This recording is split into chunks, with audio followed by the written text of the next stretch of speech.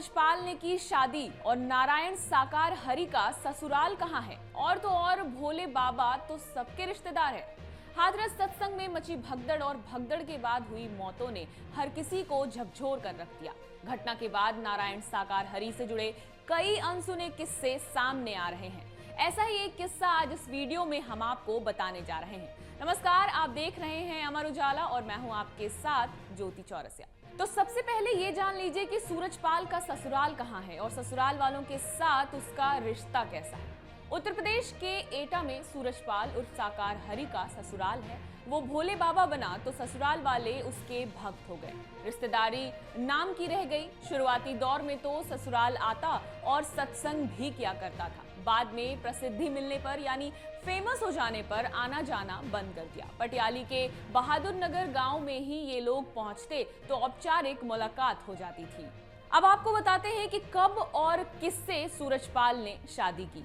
जैथरा क्षेत्र के गुहटिया गांव निवासी हरपाल सिंह की 2 बेटी और 1 बेटा है। एक बेटी प्रेमवती से सूरजपाल की शादी 1968 में हुई।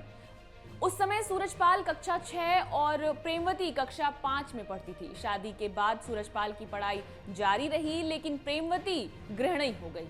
प्रेमवती के भाई मेवाराम बताते हैं कि शादी के बाद सूरजपाल का आना जाना था। बाद में उनकी नौकरी लग गई और कई साल नौकरी करने के बाद सेवानिवृत्ति लेकर वो सत्संग करने लगा।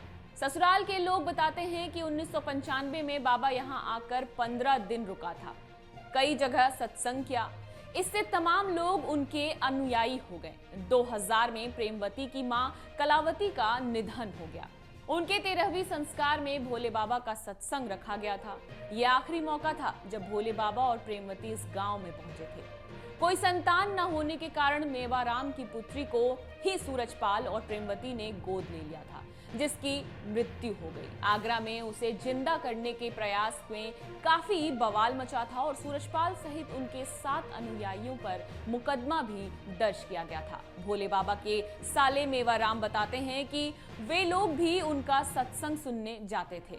उनका कहना है कि हालांकि हम लोगों ने कभी किसी प्रकार की कामना नहीं की, उन्होंने रिश्तेदारी जैसी बात नहीं रखी थी। हारी बीमारी, परेशानी, खुशी के मौकों पर भी आना जाना छोड़ दिया था। हम लोग मिलने के लिए बहादुर नगर जाते थे तो वहां का पानी भी नहीं पीते थे। बाबा के रूप में उनसे मुलाकात होती थी। रिश्ते में भतीजे लगने वाले राजेश ने बताया कि दोनों हमारे बुआ फूफा हैं। अब तो वो सबके रिश्तेदार हैं। हम लोग उनके आश्रम में मिलने तो जाते हैं, लेकिन भीड़ के चलते मुलाकात नहीं होती है। हादसे वाले दिन भी मैं सत्संग में गया था। सत्संग के बाद निकलकर आ गया था। पता भी नहीं लगा था कि हादसा हो गया। बाद में इसकी जानकारी मिली थी।